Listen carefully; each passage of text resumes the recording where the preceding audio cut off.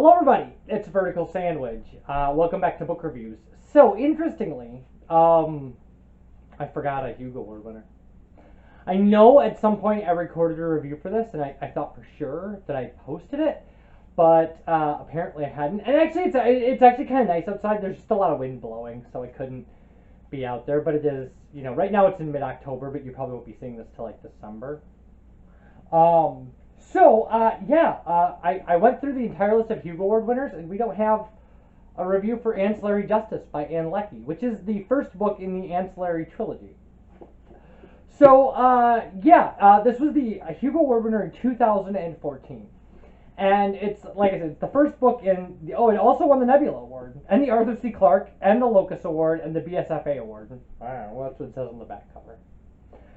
So, on a remote icy planet, the soldier known as Breck is drawing closer to completing her quest.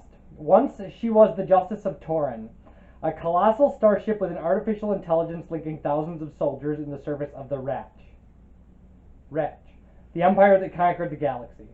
Now, an act of treachery has ripped it all away, leaving her with one fragile human body, unanswered questions, and a burning desire for vengeance. Okay, so the premise of this book, and this is why I know I recorded a review, is because the thing about this is the premise of this book is kind of fantastically bizarre in that the main character is part of like an AI hive mind, and so at one point they were connected to thousands of other minds on a gigantic interstellar battleship. Like the largest ships. The way this works is because this is Ancillary Justice is the first book. And Justices are what they call the biggest class of these ships. And then there are Swords, which are the medium sized, and Mercies, which are the smallest ships. So the second book is called Ancillary Mercy, and the third book is called Ancillary Sword. And ancillaries are these people they're part of kind of conquered groups of people, and then essentially these implants connect them to the AI, and they kind of lose their sense of self. They become part of this hive mind. They share all these experiences, but there is some individuality there. And that's what's crazy, is that half of this book is told from the point of view of somebody who used to be part of a hive mind and now isn't, and kind of feels that the way somebody who's missing a limb feels where their missing limb was. And then the other half is told about the past when they were a hive mind, and so there are sentences like, I turned and looked at myself and saw myself standing there ready for blah blah blah, and you're like, it's hard to wrap myself around. So we'll read a little bit out of this is the formatting and stuff. It's not bad. This book is 370 pages long. It's not a hard read. It's an intriguing read. At first, the people I had sent away from the Temple Water stood whispering in small groups on the street, and then dispersed when I approached, walking my regular rounds. But soon after, everyone disappeared into their houses, clustered together within. For the next few hours, the upper city was quiet, eerily so, and it didn't help that Lieutenant Ahn continually asked me what was happening there. Lieutenant Ahn was sure increasing my presence in the upper city would only make the situation worse. So instead, she ordered me to stay close to the plaza. If anything happened, I would be there, between the upper and lower city. It was largely because of this that when things went to pieces, I was still able to function more or less effectively. For hours nothing happened. The Lord of the Ratch mouthed prayers along with the priests of Icht. In the lower city, I passed the word that it might be a good idea to stay in tonight, and as a result, there were no conversations in the streets. No knots of neighbors congregating on someone's ground floor to watch an entertainment.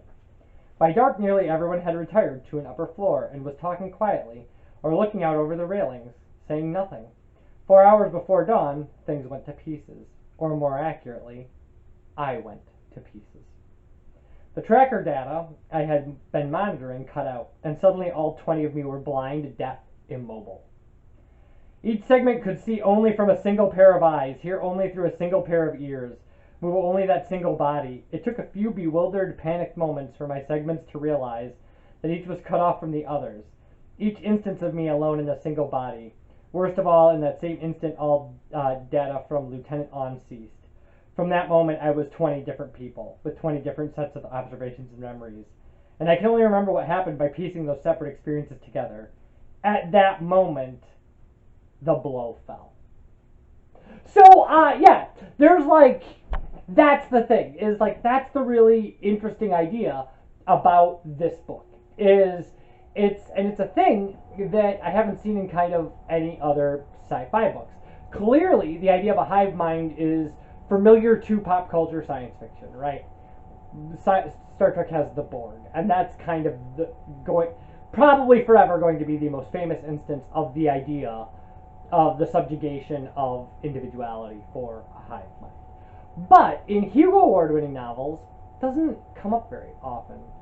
In fact, this is, I think, the first time I have come across it. And so the idea is that the leader of this galactic empire is also a hive mind, right? A self-perpetuating, like, group of cloned bodies that all share a hive personality. To kind of be like omnipresent, right? I can't say omniscient. They're not omniscient. They're human. They're just a human with a lot of eyes and a lot of sets of experiences shared among them. And so these ships are like that as well. And the story takes place in an age where these things are being phased out. Like, it's starting to seem inhuman to subjugate people to these giant battleships, and it's so. There are a lot of ships that no longer have these kind of crews hooked into their personalities, and the AIs really it's confusing to them. And then obviously our main character is somebody who the entire aspect of their personality has been like most of their personality has been destroyed when this battleship was vaporized. And they're the last person left. And they're out for revenge against the person who kind of sabotaged their ship.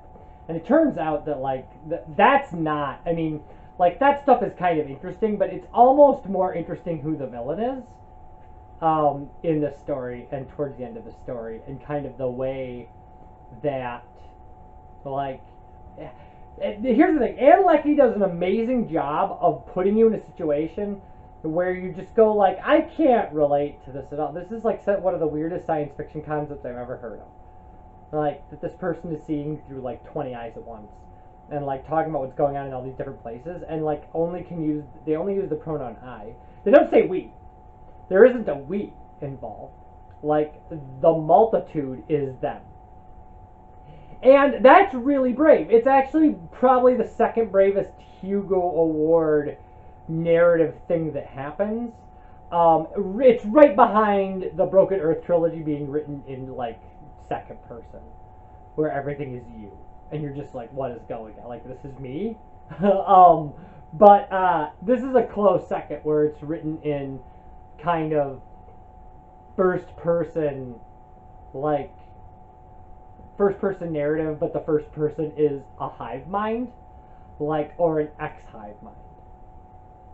And and that stuff is really like it's really kind of cool. There's all the stuff about like people don't really think about kind of this person ends up being a person who is walking around and doesn't act like a person, like is still kind of like still has all of these collective memories and things like that, and people don't expect that because ancillaries in general are tools. Right? They're not treated like people. They're an extension of an AI. So if you are the Justice of Torrance, you're one of like millions or thousands of bodies that are connected to this AI. But for all intents and purposes, you're a ship. Like, you're a ship. So like when somebody, like, you don't think about, they think about the person who's helping them put on their clothes the same way they would think about robotic arms helping them put on their clothes.